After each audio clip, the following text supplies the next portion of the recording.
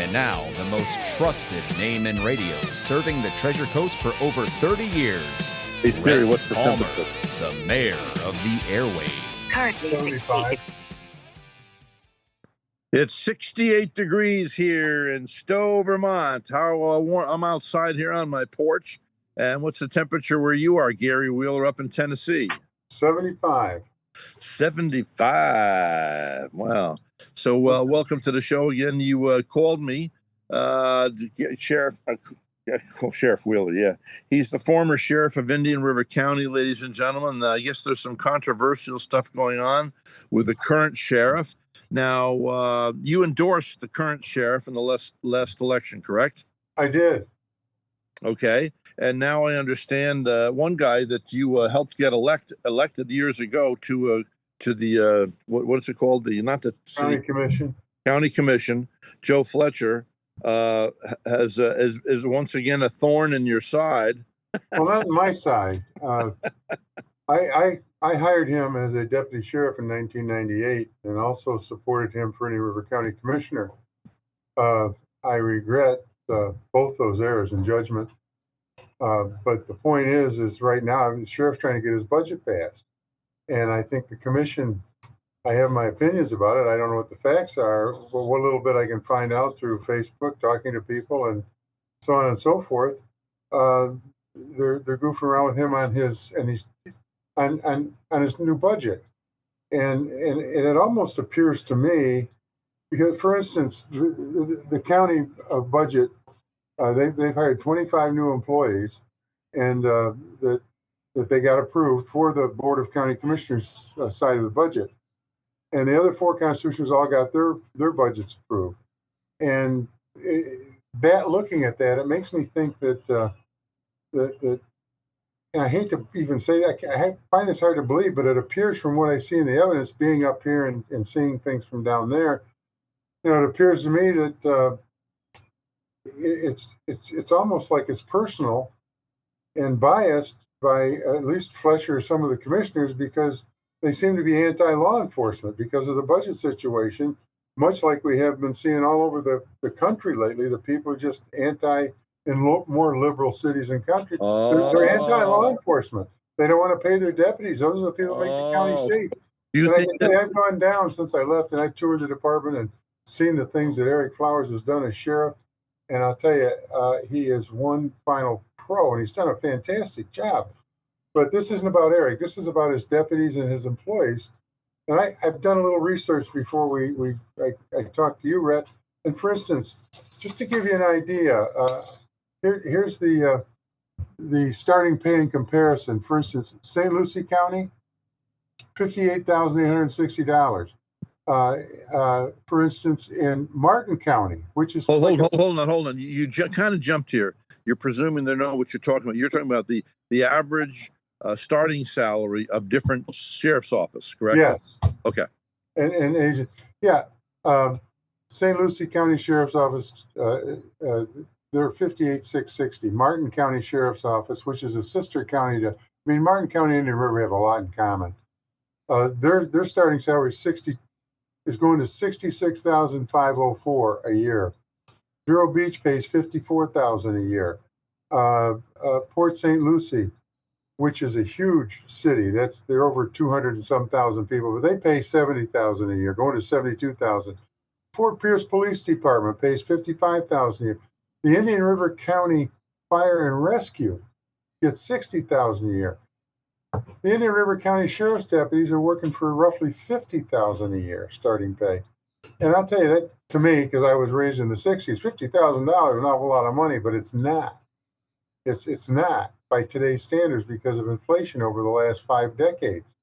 And to me, first responders ought to be paid a living wage, and they should also have the support and respect of the people that they protect and make their community a safe place and a better place to live. And I'm just frustrated to see this going on, and it overall because of and to me, it's all politics.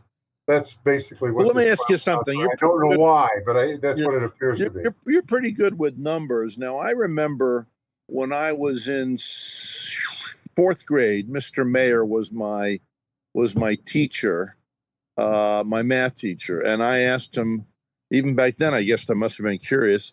I asked him how much he made. It was $4,000 a year. So $4,000 a year. So today, a teacher starts out at what, 40 or 40? At least. Probably, I would think more than that.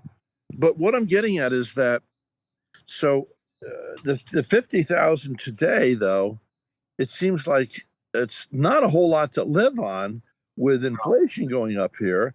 And I guess, isn't it true that what I heard through the grapevine was that Fleishman or whatever his name is, what interviewed or went and saw some people who are deputies, and then ostensibly didn't call them out and out liars, but contested them when they were saying they had a hard time meeting ends. $50,000 a year is not a lot in today's world. I mean, like, starting, I was just with a kid yesterday. He's washing my car. I got a new tire put on at the dealership. And he says, "Hey, I'm starting a new job. I'm going to be in insurance. They're starting me at $100,000 a year." Yeah. Now, he's a 23-year-old, 22-year-old novice. He's going to start selling insurance. They're starting him at $100,000 a year. This is a kid. Now, you're expecting these deputies who are putting their lives on the line. I mean, I got to tell you something. I mean, I wouldn't, you did it, your son did it.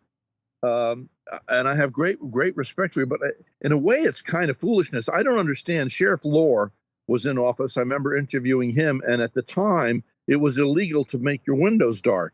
Somebody contested that, and I don't know how. They must have had some pull. Now these guys can put in these dark windows too. I'm not going to go up to a window that I can see through, let alone a window I can't see through.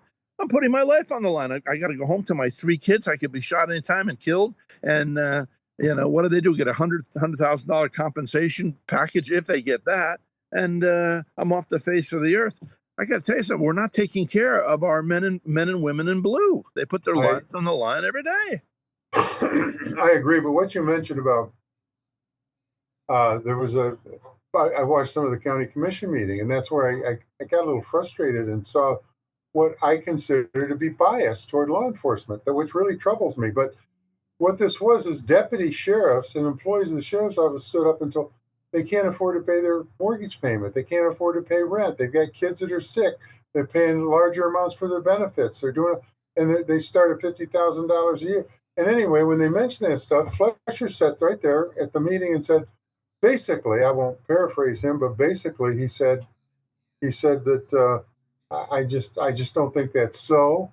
In other words, he basically called him a liar, and that really frustrated me. And then he made a comment, and it's a quote. I wrote the quote down because I didn't want to. This is pretty much a quote by Fleischer from the commission meeting. I watched it on the boob tube. When I started on the job, I had to fish to feed my family, and that's how I responded to these people that weren't making enough to live on. And when he said the job, which I assume was the sheriff's office, the way he talked, but yet I happen to know that he came down here with a very nice disability payment from New York City, and bought a house and went on the department of the Sheriff's Association, the Sheriff's Council, Sheriff's Office to supplement his income. And he's sitting there. He came here on a disability? Yeah, he was a disability from New York City PD. He was a young guy when he came down. And so he had enough disability to live on, but he went on there to supplement his income. But what gets me is he sits there and, in my opinion, looks these people straight in the eye from the dais, telling these people at the podium that, hey, when I went on, I had to fish to feed my family. Well, that's just not true. And that was after he told them he didn't believe what they were saying about they couldn't. Well, my mom always said, beware the accuser. Yeah. Well, I actually... And it is true, if you're quick to accuse somebody of lying, generally, it's, like I notice when I get mad at people myself, they're doing something sinful, and then all of a sudden I'll take a second look and think about it and go, hey, Rhett, didn't you do that a year ago or 2 years ago? Or yeah. I go, uh-oh. It's the very thing that I find reprehensible in others is the very thing that really I'm trying to make me feel better subconsciously because I'm probably in the same doghouse. I got a saying that I can't remember the saying or how it goes, but anyway, I'll paraphrase it. It says, and here's what I think. I think Mr. Fleischer is judging others by who he is. And he's sitting there telling a story, but yet accusing these deputies and employees in front of him, calling them their stories aren't true, and then he makes one up to tell them. Yeah. I mean, it's just Well, me, listen. How old elitist. how old are you now? I'm 80. Yeah. Okay, and I'm 71. So we both lived long enough to know that people give away what they are. If you listen real close and don't talk as much Sure. as I do, you listen and you go, oh, they just gave themselves away. And you maintain the power if you shut up and listen more. And it's so true. And not that Fletcher is any less of a person than we are, because we all do the same stupid stuff.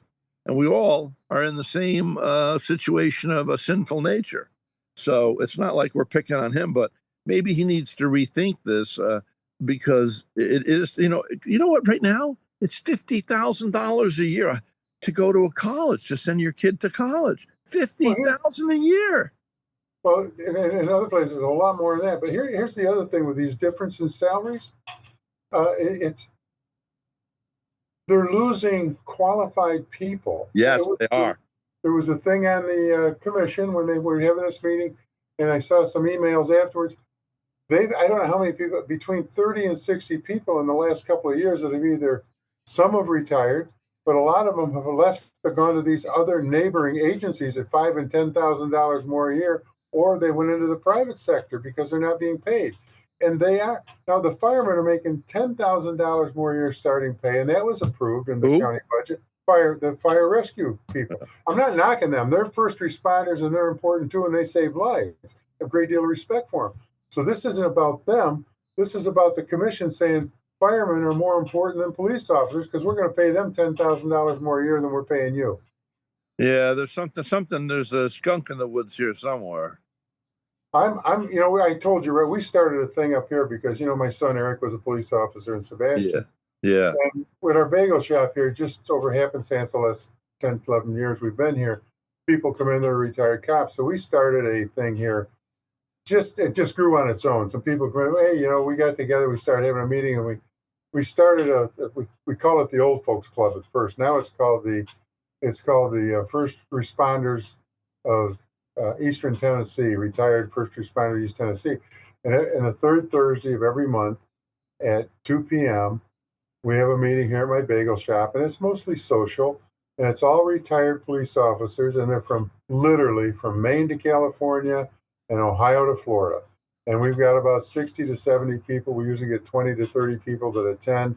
And it's a very social thing. We have some things, we support some things in the community. I believe in first responders. I believe in our military. I'm old-fashioned. I believe in our country. Okay, let me ask you this. Now, I always ask people, play the part of the other guy. So I want you to be an advocate for Fletcher. Is he saying maybe cut out some of the budget in other areas and then give the deputies the extra $10,000? Is he trying to? No, to the contrary. They've approved every other budget in front of them this year, is my understanding from looking into this and looking at the thing. They've approved every other budget. They're just holding up and fighting with the sheriff's budget. But let me ask you this. Fletcher's only one guy. There's a reason why we have 5 commissioners. If the other 4 outvote him, he's dead in the water anyway, right? Oh, no, he's what I saw in the meeting. He's leading the charge against the raise. Well, that's fine, but I mean, if the other 4 don't agree, well, it's the commission doing it. But I think the sheriff's budget has always been a contention with the county commission when I was a county commissioner and when I was sheriff, because other than the county commission's budget, it's the largest budget in the county, I think, for the county commission.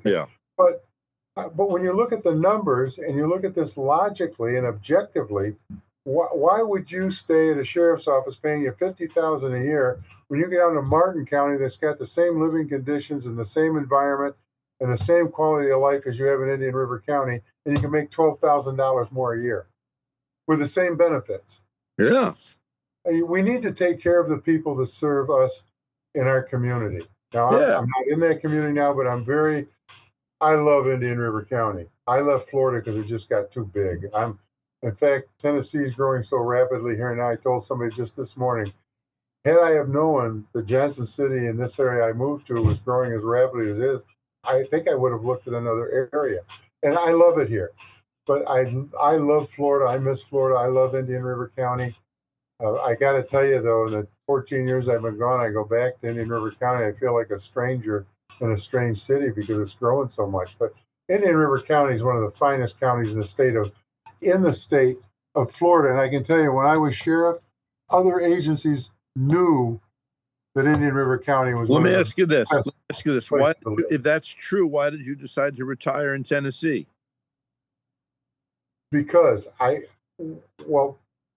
change of pace, new chapter. I'm impulsive. I like it, and I swapped humidity for a dry, cooler season. I don't know. I lived up in Tennessee. Remember, I lived in Nashville. Yeah, they have a lot of humidity there too. You know, that's over in the flatlands. That's over in Tornado Alley. We're over in the mountains. And I tell you, this area in Tennessee. Yeah. I love my place in New York where I was born and raised. I just don't like New York State because of the politics. Yeah, I understand you sold your summer cottage up there. I did. And that's all because of the tax, and also because you said that New York State was building these concentration places because if there was ever an outbreak again, that they have the legal right. They made it a law that they can put people in concentration camps. Well, I don't know that they're building anything, but Governor Hochul signed a law last year in 24 that said if we have another pandemic, they can come take you out of your house and put you in an internment camp like they've done in Australia, New Zealand, and China and other places.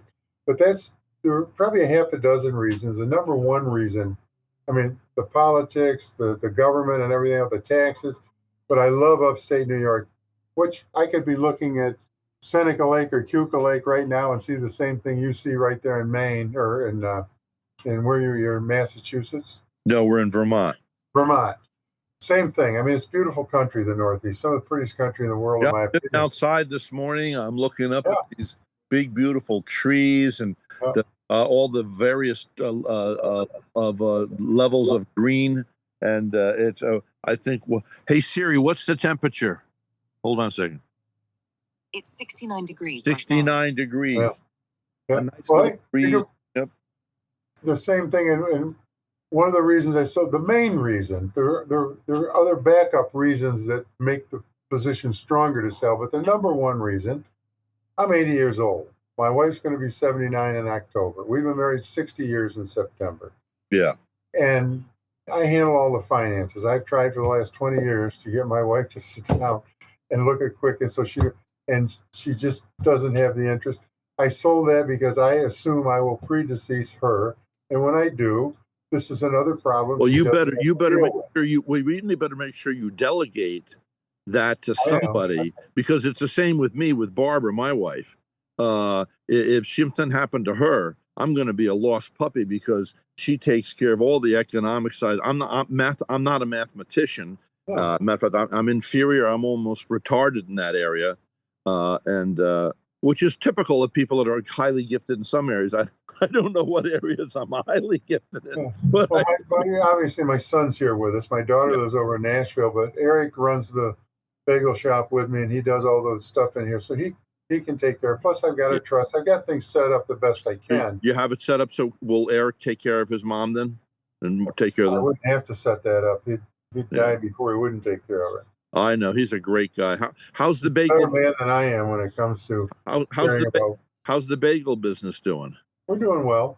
We had one in Kingsport. We closed. It was a lousy location. Or Eric had it. I didn't. Well, you got to be watching. You got to watch out for expansion, because I know we had Adams. I think it was Adams. I forget. It was in Poughkeepsie, New York, and for a whole generation, they had this ice cream place. They took an old barn up near between Poughkeepsie and Hyde Park.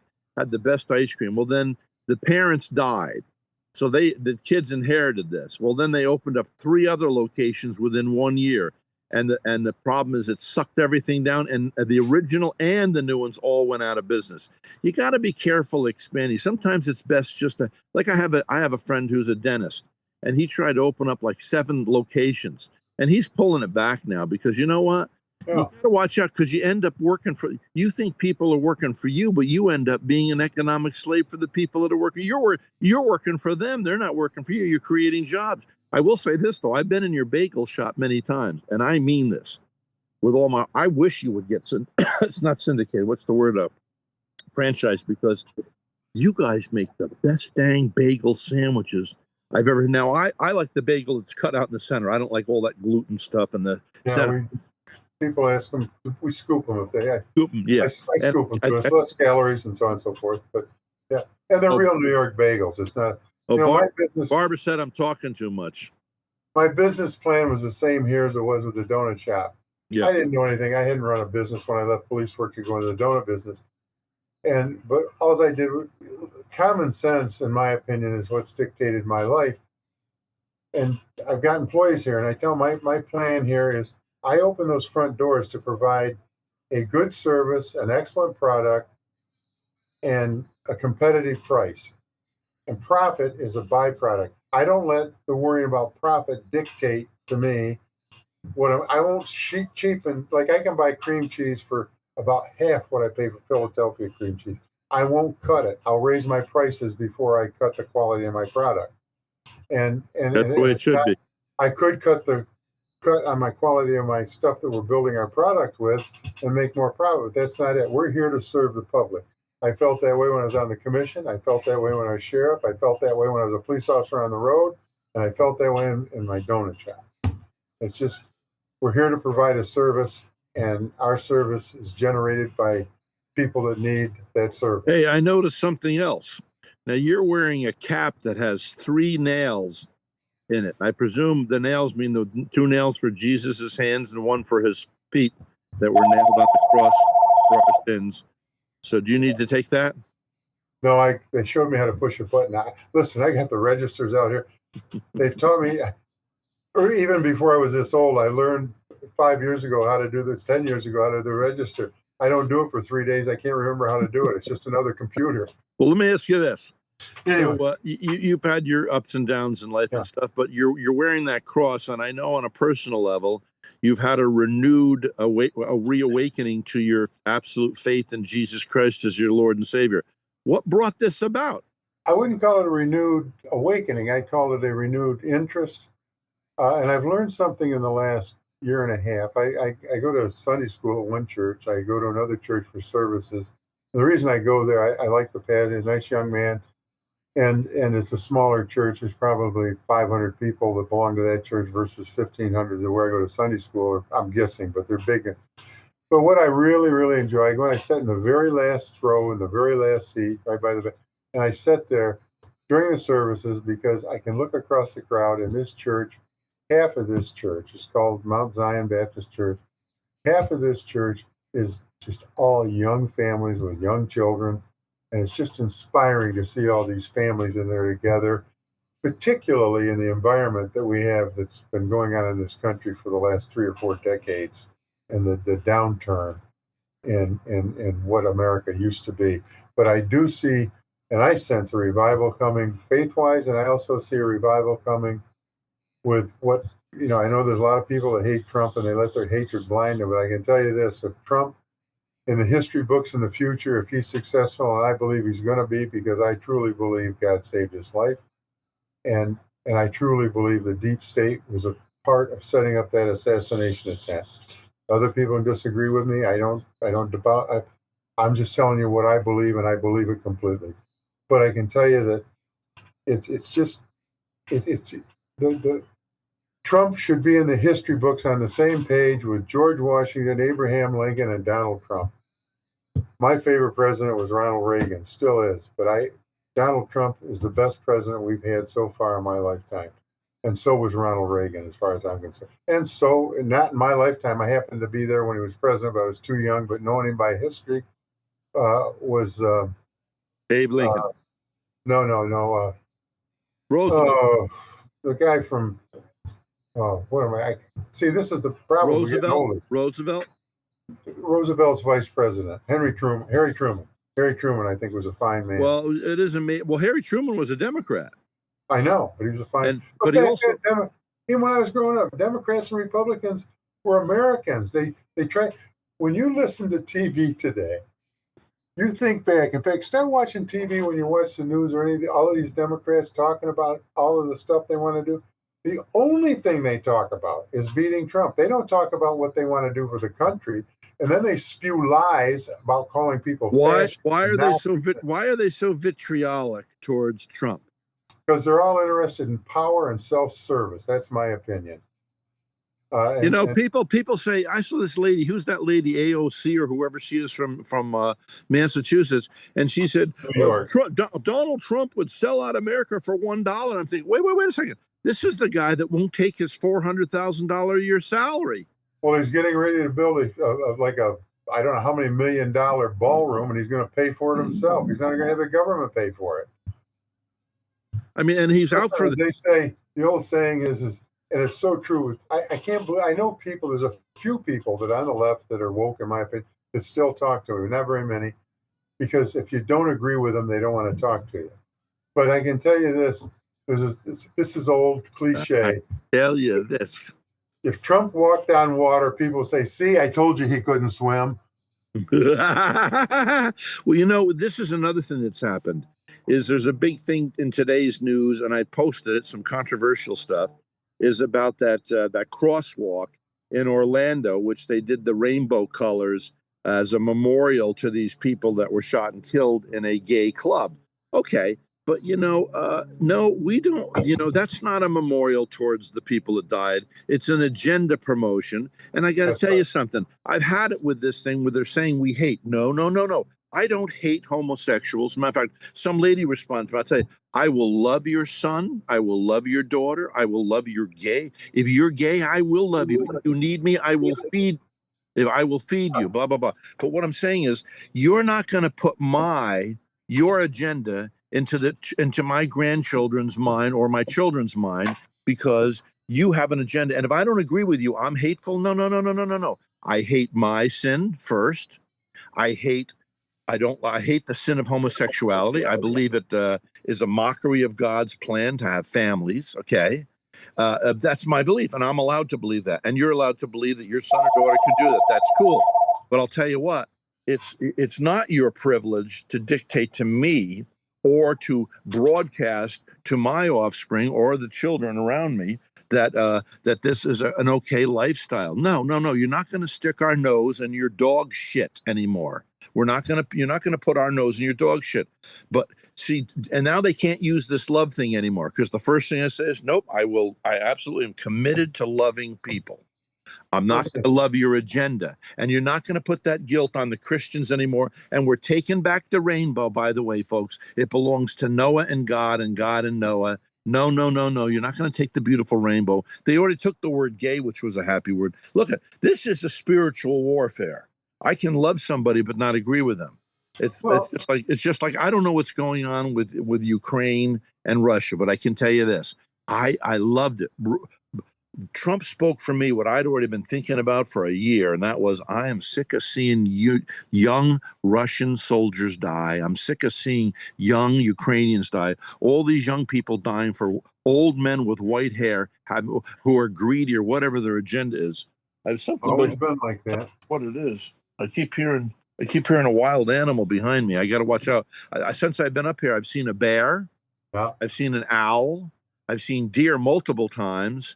I've seen a porcupine, and I think there's a fifth one. I forget. So I'm kind of worried about the bears up here. They have a lot of bears. But anyway, so you want to comment on what I just said? Yeah, I agree with everything you said, and I'll give you an example. I'll give you real life.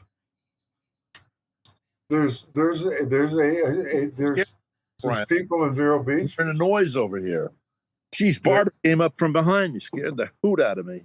I have friends in Vero Beach. Yeah. And people that I call for, I don't know if I could name several of them that are gay.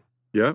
And I consider them good, the ones from acquaintances to friends to good friends. Yeah.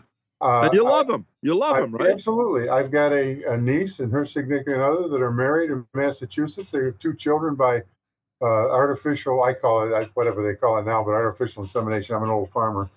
But anyway, I've helped them out on some various things financially. I went to their wedding.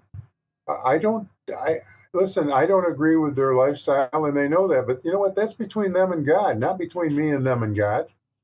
I look at a person, Martin Luther King summed the whole thing up in just one sentence. The people's character that's important, and that's where it ends. It's not the color of their skin or their religion or anything else. I know some people that are better Christians the way they live their life than some of the Christians I know.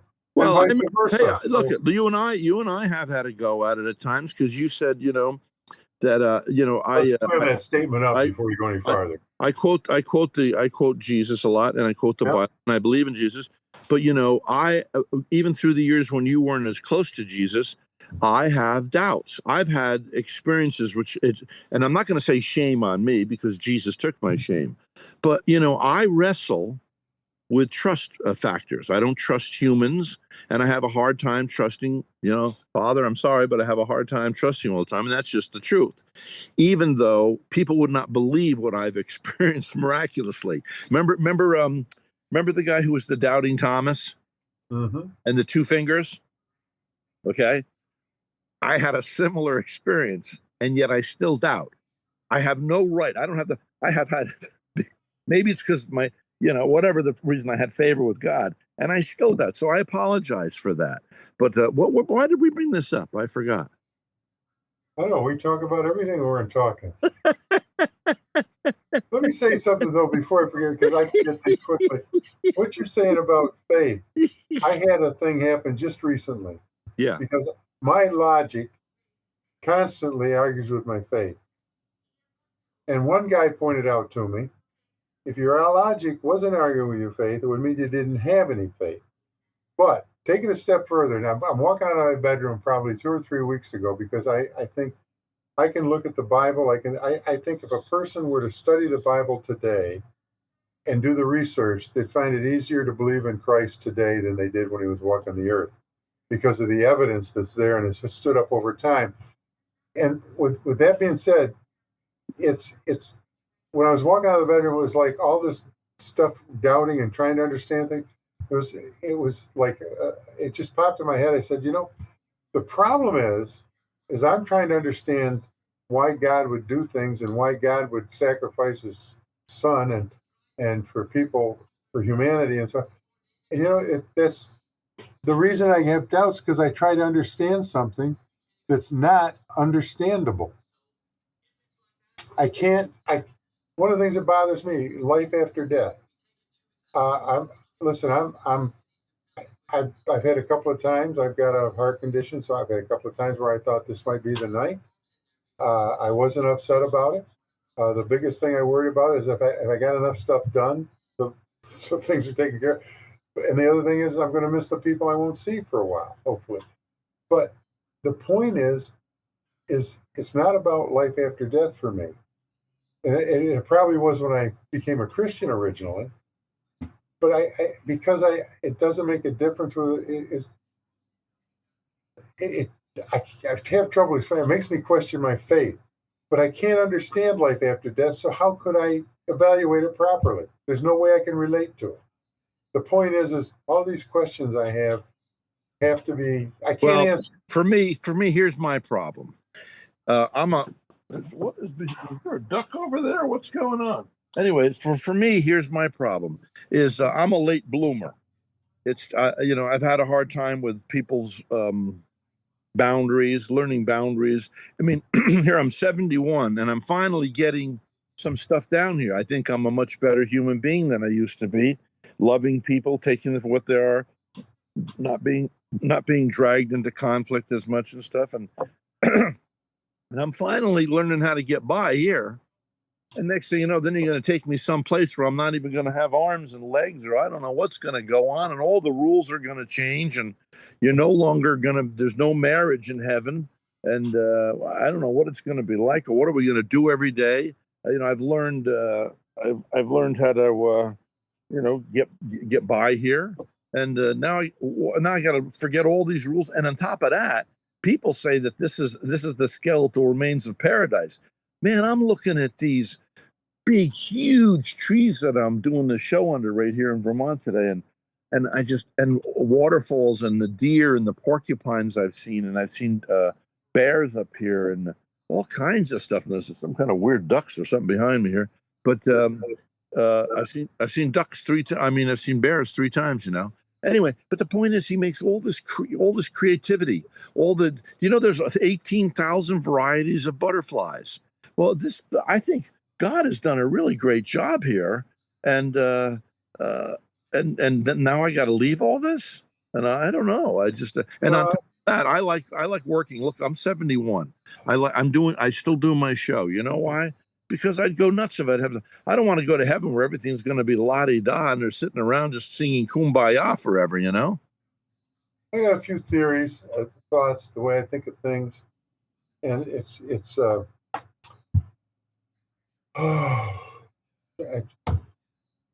for instance, I think I get, because there's 2 or 3 things I'd like to say and I don't have time to say them, but I can tell you, I believe God had a hand with people that came out of a monarchy and formed our republic in this country. Yeah. First, they had the background. They understood what freedom was. So they left the monarchy and they wanted independence and freedom. And I think these people were very brilliant. And I also think a lot of them were God inspired. Now, thinking of that, I believe, because the Jews are God's chosen people. And I think God created America to support Israel when it became a country again, because he predicted over 2,000 years ago it would be a country again. Christ predicted its destruction before he was crucified, that they would destroy Israel and the temple, 35, 40 years after his death, and it happened, and that Israel would be reborn again in one day, and it has been.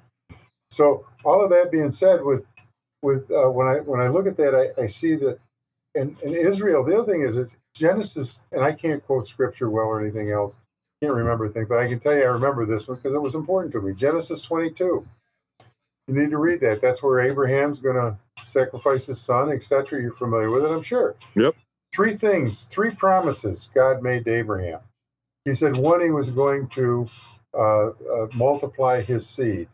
2, he promised Abraham that the Jews, would always, not occasionally, but would always control the gates of their enemy. And they are. They've never been defeated. People throughout time have tried to destroy the Jews, and they can't do it. And the last thing he said to him is that your offspring will be a blessing to all the nations of the world. And when you read that the first time, you think he's talking about Jesus, and he probably is. But I think what else he's talking about?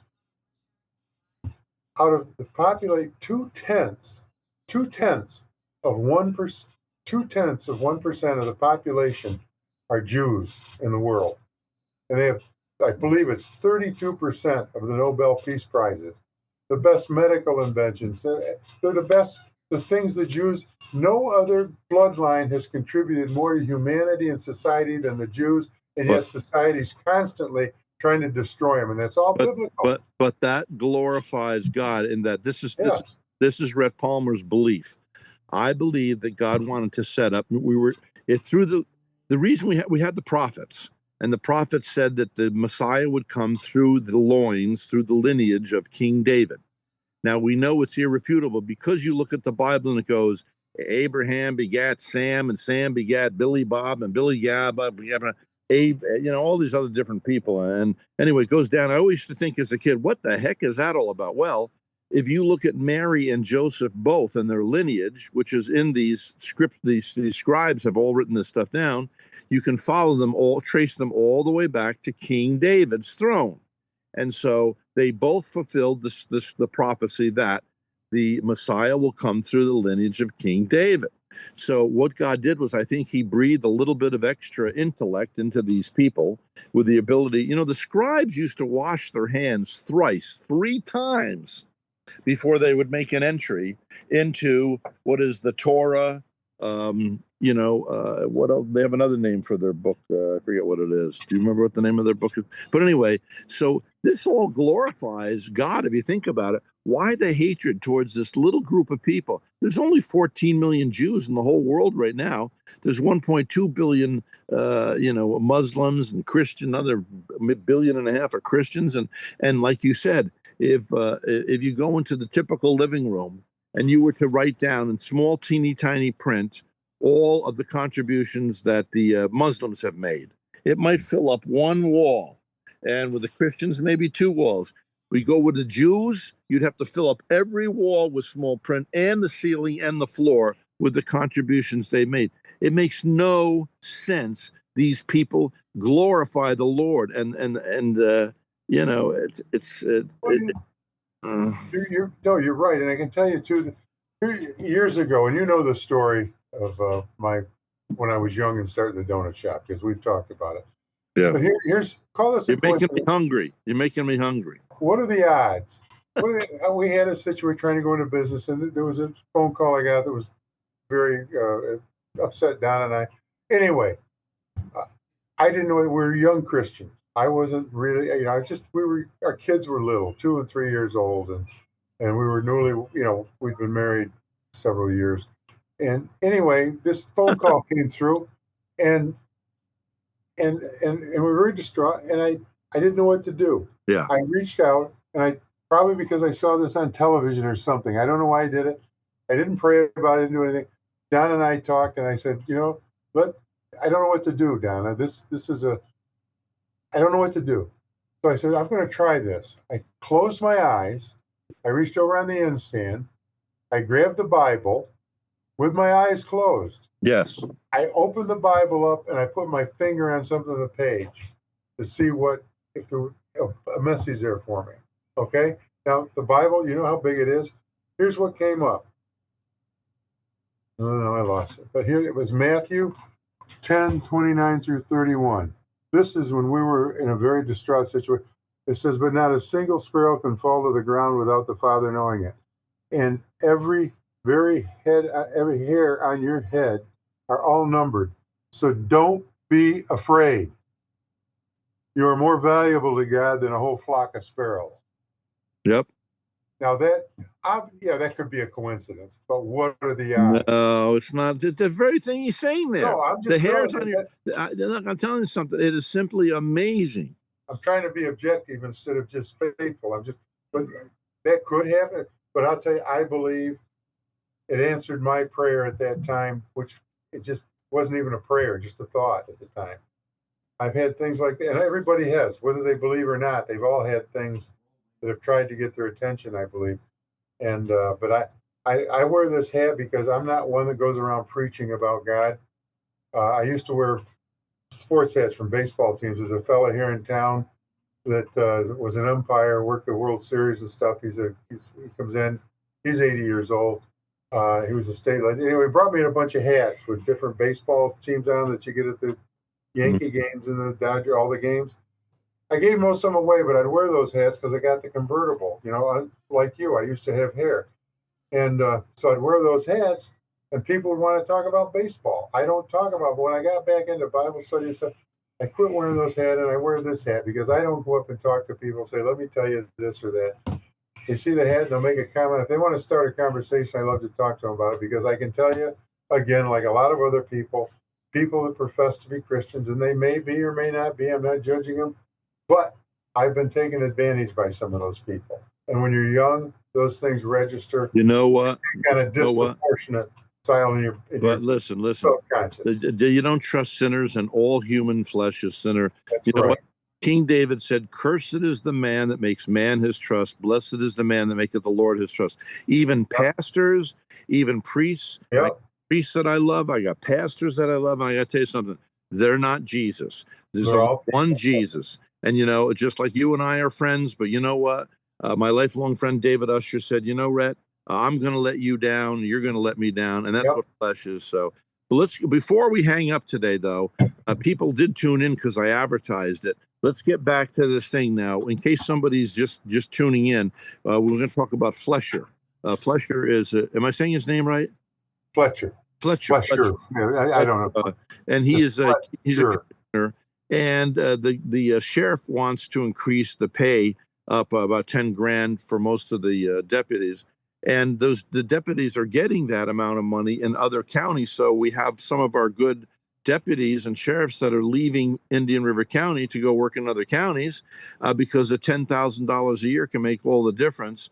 And for some reason, Fletcher thinks that they don't need the extra 10 grand. And even when people told him that I don't know what I keep hearing around here. I'm just worried about there being a bear here. They have lots of bears around here. You know, and you said that Flesher had said when he first started working for the sheriff's office, he had to go fishing to feed his family. And yet you happen to know that he had a disability check from New York State coming in every month, so he did not go through that hard of a time, right? Yep, true. So here he was. And that was after he told people that they were having trouble surviving on the money they were making. Told them basically, he called him a liar because basically he said he didn't believe him. And then he came up with this story about him having to fish to feed his family. It's very, it's inconsistent, and it's like the saying I quoted earlier. I said, I think Mr. Flesher is judging others by who he is, and that's what people do. We all do it. We've all done it. But the point is, this was a public meeting, and he tried to belittle the deputies who protect the people. And just I got the stats here. I downloaded off the internet what these, and I use the internet to find out what these other agencies are making, what their populations are. And I would think that the deputies' starting wage ought to be up at least to $60,000 a year to be with the firemen. They're equally as important as a fireman. Both of them could lose their life. And the difference between a fire rescue guy and a police officer can die anytime walking up to any car, or a sniper. Firemen put their life on the risk when they go in a burning. I've been in one building that was on fire when I was a cop in Ocala. And I'll tell you, that's the only burning building I've ever been in to look to see if it was empty. It was an abandoned house. And then I directed traffic once for a warehouse that was on fire a block away from where the fire was. And the fire was so hot, I had to turn my back on it. I wouldn't be a fireman for nothing. I have great respect for firemen and EMT, and law enforcement officers are what make a community safe. And you need to treat them right and keep the good people, because the good people can go get a job anywhere they want. Yeah. Yeah. So, well, anyway, I do want to thank you for zooming in today. I did that just for you, Rhett. I don't know how to work this stuff. I had to have one of my employees come in and set me up. Well, that's good. Well, it's actually quite easy if you just download the app. And by the way, if you want to listen to what we've discussed today, people can download the Vero's Voice app. It's absolutely free. Or they can go on Alexa. Do you have Alexa? If you just say, Alexa, open Vero's Voice. Started playing Vero's Voice. Oh. Sorry, that was me just playing around. Go ahead. Sorry. Oh. Yeah, no, I've got, in fact, the TV, if somebody's got a name that sounds like Alexa, Alexa talks to it. Oh. I tell you, want to have fun with Siri. You say, hey, Siri, tell me a joke. Hey, Siri, tell me a joke. I'm not your servant. Tell your own joke. Your facial muscles. Well, just hold on. Want to hear something that will make you smile? Your facial muscles. Ha ha. Hey, Siri, tell me another joke. 2HJU. Hey, Siri, tell me a joke. 2HJU. What's this HJU? Here's a joke for you. The difference between... Bob sent a new message to you and Gary Osler. 511 Mountain View Road. It's a big 2-story yellow. Go ahead. You talking to them or me? I'm trying to get her to shut up. That's Siri. No, anyway, I heard this a while back, and I really thought it was cute. But it's the difference between intelligence and wisdom. Have you heard that? No. Intelligence is knowing that a tomato is a fruit. Wisdom is knowing not to put it in a fruit salad. There you go. But I like that. But yeah, I've been playing with Grok. I've got a Tesla, and Grok was downloaded free, and I can talk to Grok. GROK. You can download it on your phone and play with it. I'll tell you, here's if you got a moment, I can tell you my take on this too. Here's just a thought. Just a thought. The preface is that I think God lets us go until we realize we have to have him or we need him. He just turns us over to ourselves. So that being said, and that's my theory on God, God created man. Man rejects God. God turns man over to himself. So now, because they don't believe in God, they think they are God. Maybe not mentally, but they feel like they control everything. So they create AI. So now AI has the ability to destroy man eventually. And man can't destroy God, but AI could could destroy man. And it could literally. You talk to this stuff. I've enjoyed it because I ask it all kinds of questions. It's easier to get. I've had it. It's phenomenal. How But much it's like do you every pay a month for it? it's free. You can go download the number one thing. It's the free one on your phone. But I Grok? got it free in the car. But here's Grok. it. Yeah. The, Here's what. yeah. Go ahead. What's Grok? It's whatever. It's like Google, except I guess it's Elon Musk. I don't know, but it's just another AI thing. When you talk to, for instance, I'll ask you this. For instance, I asked it one day when I was playing with. First day I tried asking about questions about people I know that had done things, and it come back and it didn't give me much on. So I asked him this. I said, "What do you know about Gary C. Wheeler, born in Elmar, New York, in 1945?" Come back and says, "No, nothing. There's no information." I said, "What do you know about Gary C. Wheeler, was sheriff in Indian River County?" Came back with my whole history. But let me ask you this. Yeah. Just try it and see. And you talk to it like you talk to a person. You find yourself having a conversation with it. Is there any radio host in Florida that's called Rhett Palmer, mayor of the airways?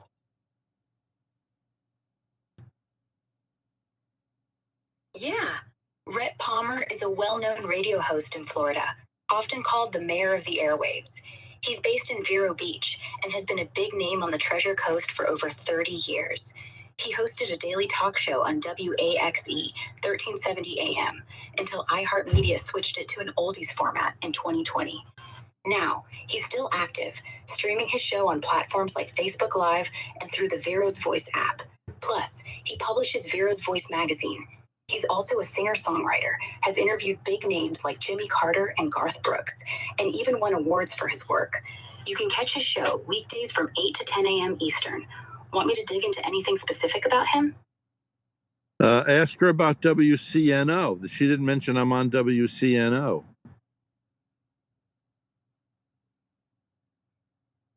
.9 FM.